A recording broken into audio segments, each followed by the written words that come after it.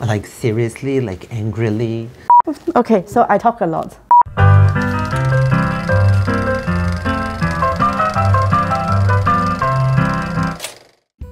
When I first started, I actually had no idea about what linguistics was. I kind of stumbled on it. I study language and the brain, so I study how language was being processed in the mind. I look at articulatory phonetics, which is looking at the nature of the vocal tract and its articulators, how they move. Well, my main interests in linguistics are discourse, primarily written discourse, the sociolinguistics of writing, linguistic creativity. I was interested in how the properties of language helps you classify the world in slightly different ways. But of course, if you think about language and emotion, it becomes a fairly important aspect. One example that I always use in class, in Chinese, we have this idea of which is loosely translated into English is gratitude. And I think most of us would agree that gratitude is not really a very adequate translation for but it's the closest. We talk about the gratitude you have for your parents, for example. And that kind of gratitude you can never finish paying. This then makes me kind of ask the question, what happens if you're bilingual? All right. Do you then have two different ideas of what gratitude is? One in each of the languages that you speak. I'm very interested in the larynx. I use computer simulations. So we build computer simulations of the articulators. Well, they can be simple spring mass models to simulate the vocal folds vibrating the tongue, for example, and simulate its deformation. Another thing I'm interested in is the study of voice quality. It's important in what characterizes accent. Also, it's used by voice artists to create different characters. Easy to do, some of them. For example, clenched jaw voice. You could round your lips, produce a protruded, rounded voice. And my favorite is raised larynx voice quality.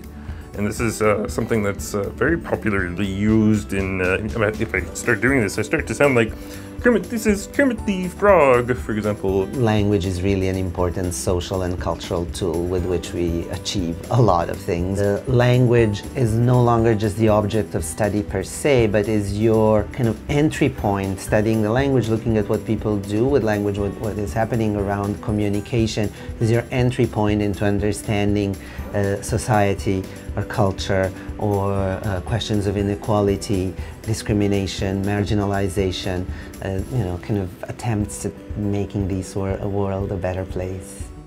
To me, I think the human brain is still very fascinating.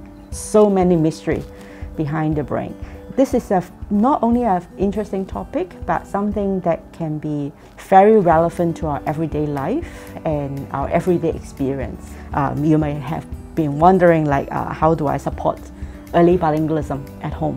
One step further, we can support like maybe intervention program for those who may have like language issue, like reading disorders, dyslexia. The bilingual sense of what gratitude is going to be very different from an English monolingual as well as a Chinese monolingual.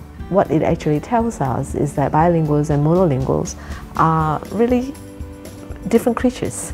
I got my interest in linguistics through music, through singing. I used to be a performer, and it was very rewarding for me to be able to explore what I could do with my voice, and in particular what the larynx can do. I like the larynx because it's so full of secrets, doing strange things with your voice, various screeches and growls and so forth. And that's actually where kind of my interest in the larynx came about. It's like growl, for example, like that.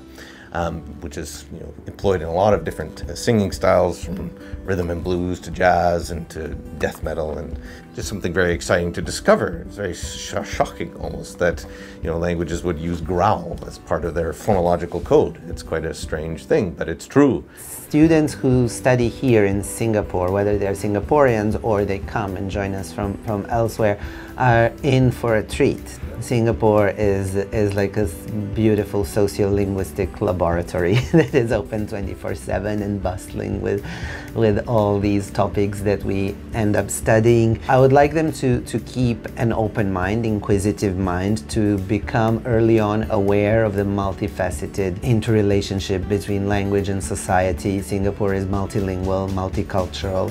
It is also located in Southeast Asia in one of the linguistically most diverse areas of the world. Think wild, think scientifically about study of language, think outside of the box. We do appreciate this kind of unconventional thinking in the study of language. Don't be afraid that you are being creative, doing something that is new and useful to make a better world. To be fearless learners. Be a fearless learner.